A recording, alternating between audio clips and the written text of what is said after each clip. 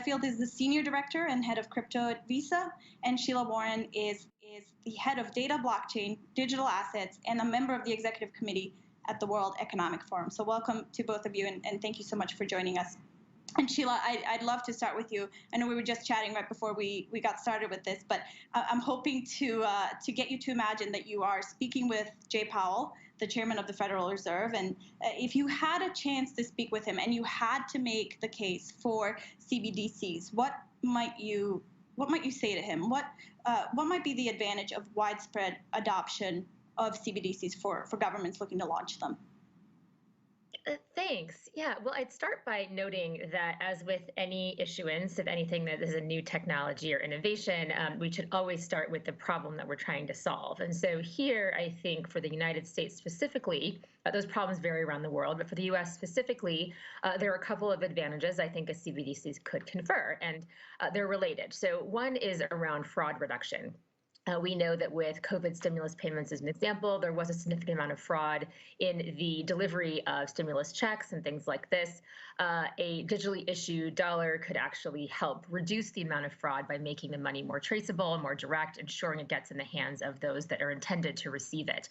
Secondly, which is really linked, is the programmability of money. So one thing that cash can't do and that other methods that are not fiat money maybe will not be as relevant for is this idea of programming money. So things like tax receipts, even welfare payments that are meant to go for certain kinds of goods and services. These things can be programmed into money that a CBDC could offer in that context. And so you would have, again, more control to some extent over what people were spending this money on. Now, there are a lot of debates about whether that's a good or bad thing, but those, I think, are some of the advantages, perceived advantages, that a CBDC or a digital dollar, as people are calling it, could confer.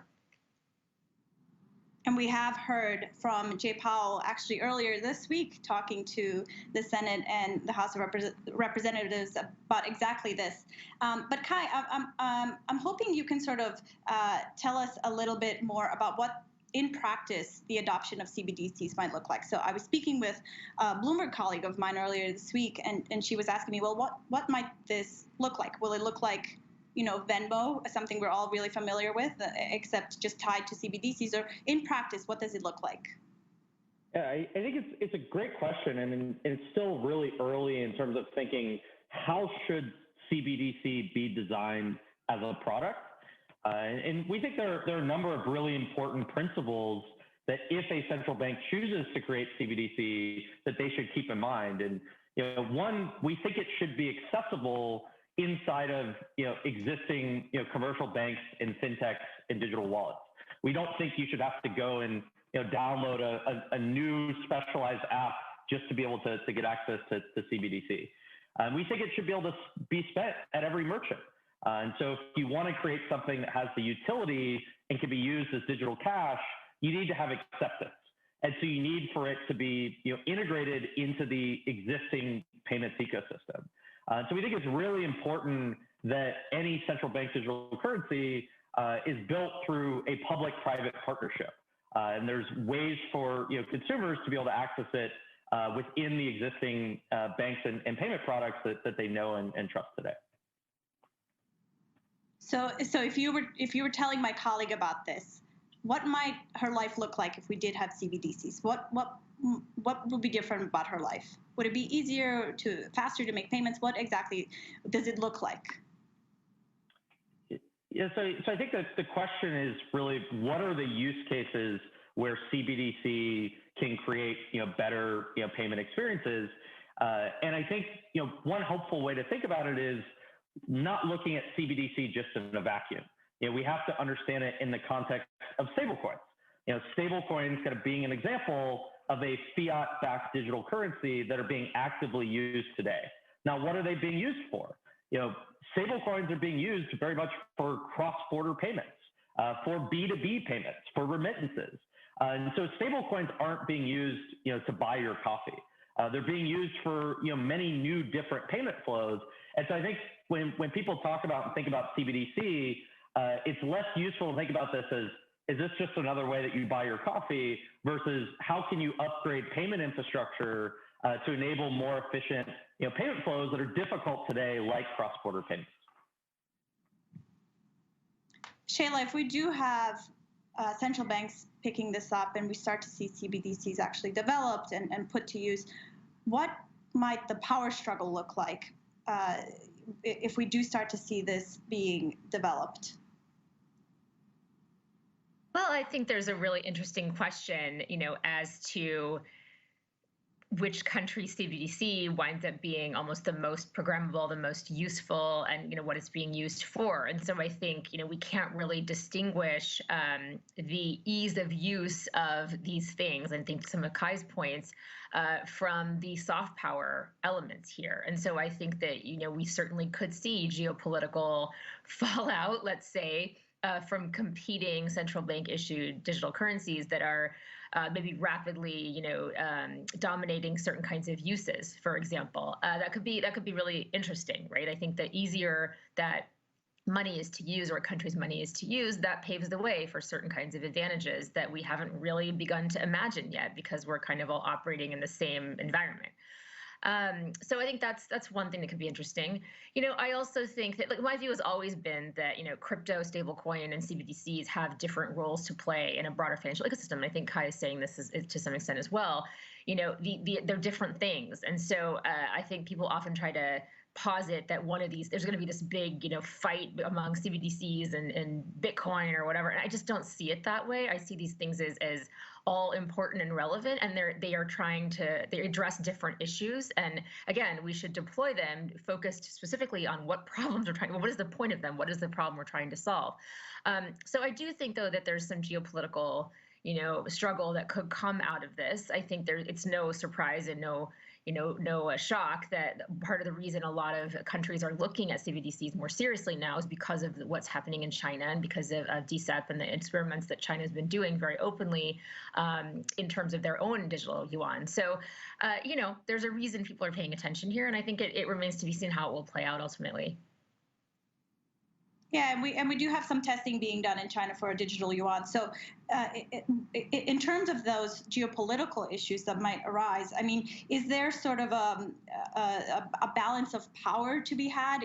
Does the dollar fall to the wayside if we do start to see a pickup of CBDCs from central banks all around the world? Or what does happen?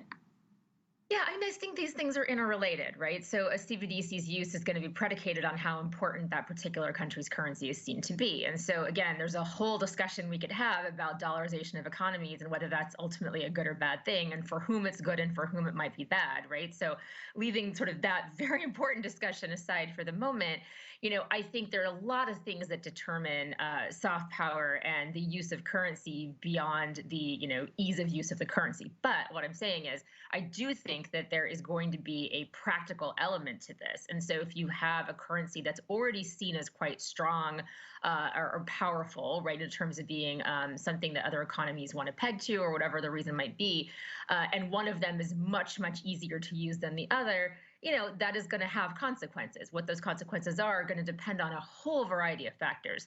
But, to pick up on something Kai said earlier, I think it's just really important to not look at any of these things in a vacuum, and to really understand that, money, politics, these things really do go together. They're systems of power in our society. And so we can't be naive, thinking that the issuance of a certain form of money, the issuance of a different kind of fiat is suddenly going to dramatically change anything about the way the world works in the immediate short term. I do think, though, that it's important to kind of have the understanding of what could transpire and be planning for that down the line. And I'm sure that that's exactly what the Fed is doing as they explore this digital dollar project. And Kai, I know both of you were just saying there's a sort of all of these things are interconnected, and cryptocurrencies and stablecoins and CBDCs. But if we do have CBDCs in the world, what happens to Bitcoin? What happens to cryptocurrencies? Do they sort of fall to the wayside because they lose out in terms of the popularity contest, or how do you see that developing? Yeah, so I think between Bitcoin and CBDCs, they're completely separate products with completely different value propositions. And what we see today with Bitcoin is, the point is that it is independent from governments and central banks, and we see most of the demand for Bitcoin is to hold it, as digital gold and as a store of value. And so, we don't see a lot of demand for people to spend Bitcoin. I think the idea of, both stablecoins and CBDC is really more of a payments technology and payment innovation where you can create these new form factors for fiat that can have new properties that can, lead to, new payment flows, where Bitcoin is more of a savings technology in a way that consumers and businesses are looking to store value.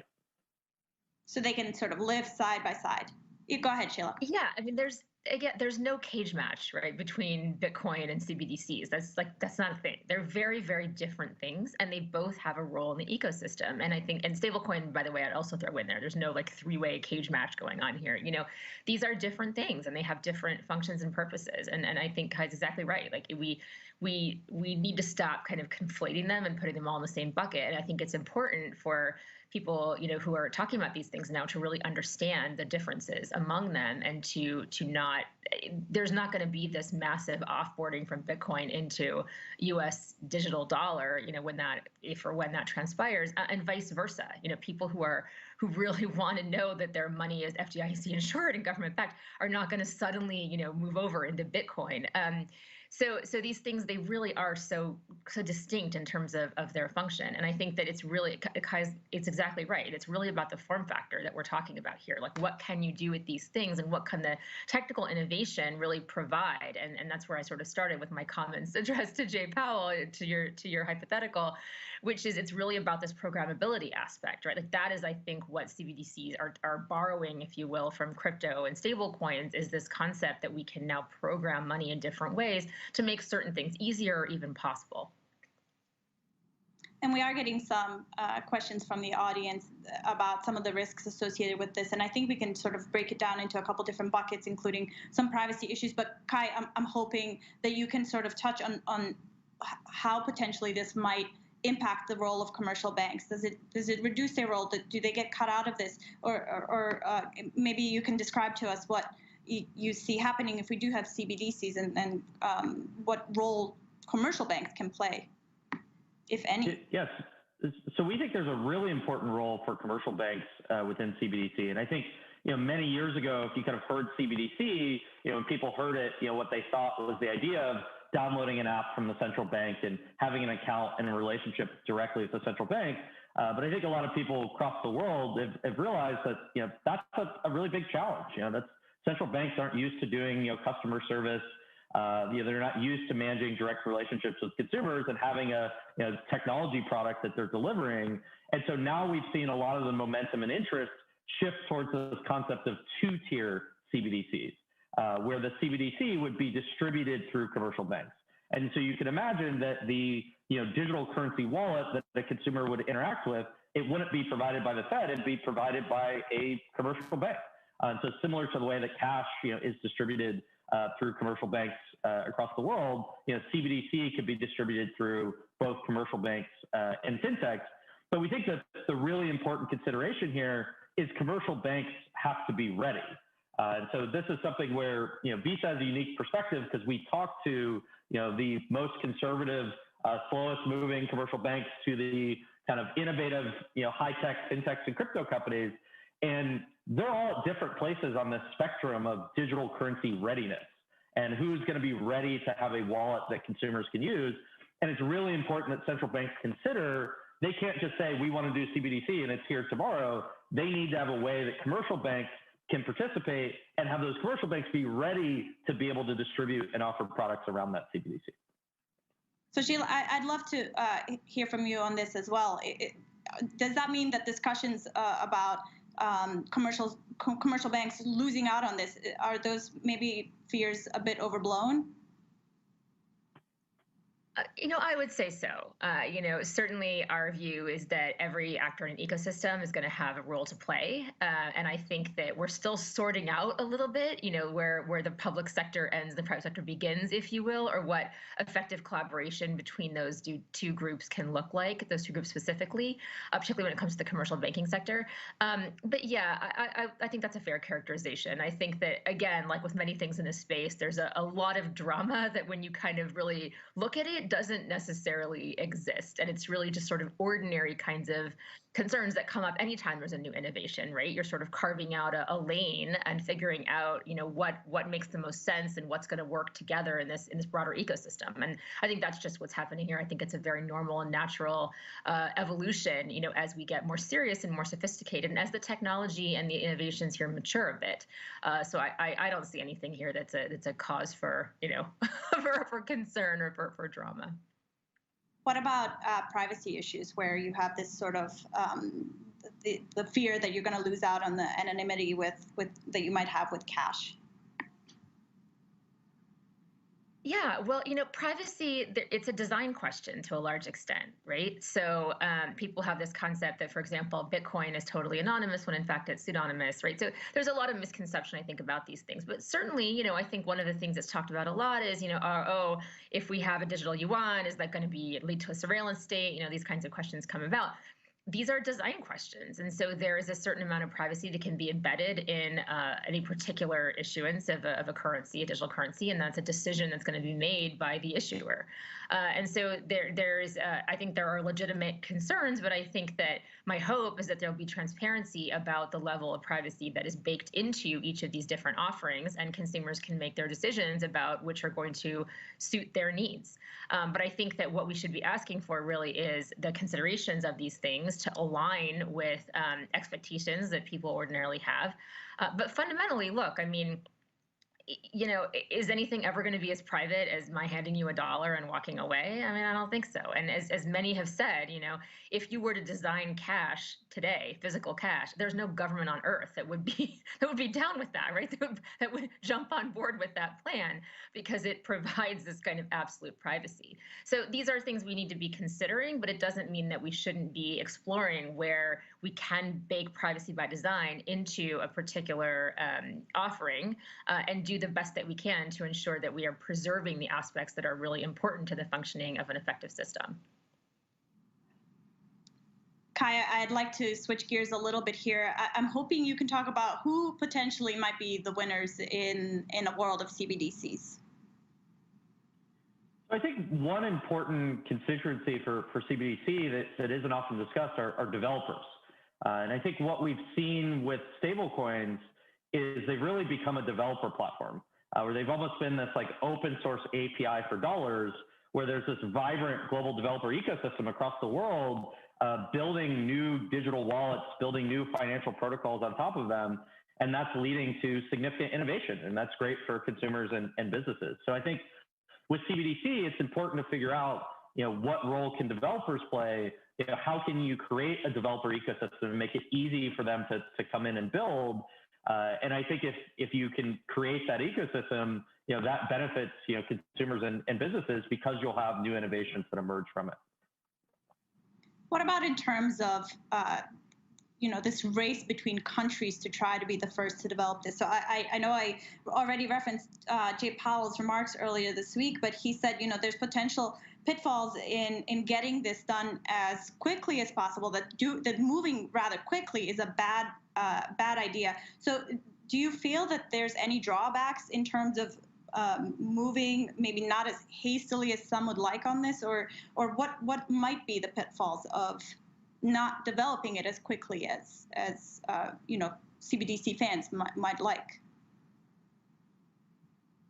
There was a lot of criticism early on around the U.S. is so behind and falling behind and behind. And what I always kind of reframed is the U.S. was late to the game, but the amount of resource that the United States can bring to this question, and just the weight of the issuance of something like, a CBDC that's fiat American dollar, you can't discount that. And so I think, again, I think this race, concept is somewhat overblown. I think, again, these are going to be very different things.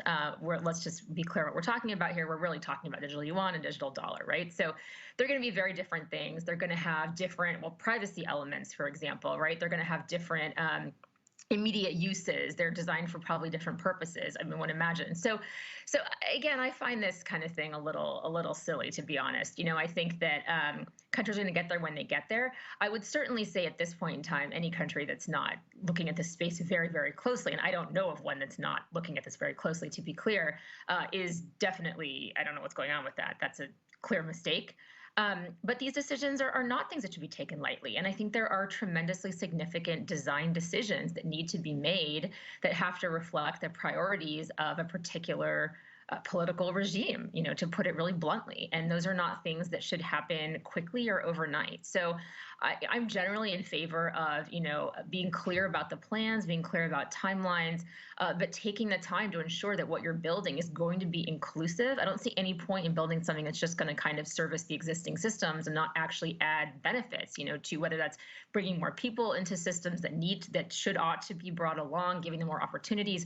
If we're not doing those things, then what's the point of this? It shouldn't just be like a kind of a fad that we're responding to. So I tend to think that, careful, thoughtful design is never a bad thing. And if that means that one thing goes first and one thing goes a little bit later, I personally don't feel that that is something to be concerned about. I think it's something to probably embrace because there's reasons that those things are probably happening. And so, in your opinion, Jay Powell moving a bit slower on this is all right? I think it's fine.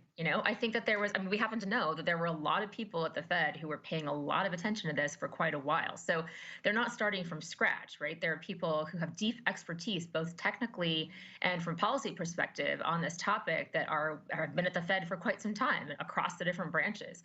So just because they're publicly saying something now doesn't mean that for a while there hasn't been a lot of exploration and thought being put into some of this already, right? But these are decisions that I think are potentially quite significant. So again, I think that there's a certain move fast mentality to things, and I think that's very true in the crypto space for a variety of reasons. When it comes to fiat money, I do think it behooves any system to be thoughtful and careful about that. Yeah, move fast and break things. There's still so many open questions in design considerations. Exactly. And just the question of what is the use case? What use case are you focused on? What are you solving for? So you can't move forward and build something when it's not clear, here's specifically the use case.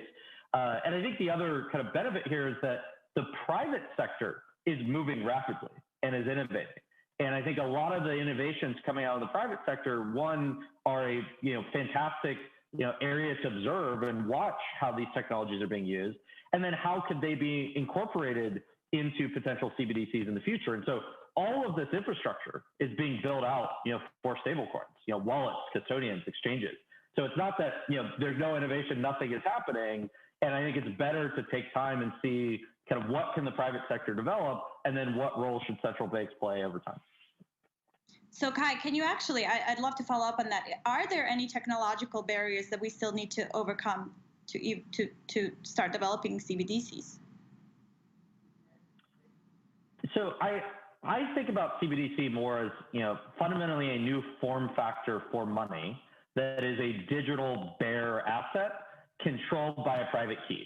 And I feel like that's what makes it a digital currency. If you're not talking about a bearer asset controlled by a private key, then you're talking about something else. You're talking about RTP and kind of other payment systems.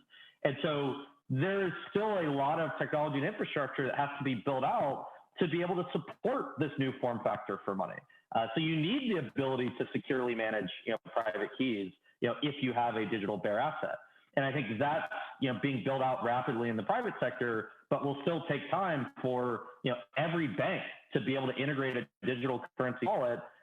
These are things that are going to take years, are going to require, global trusted brands and technology providers to help with.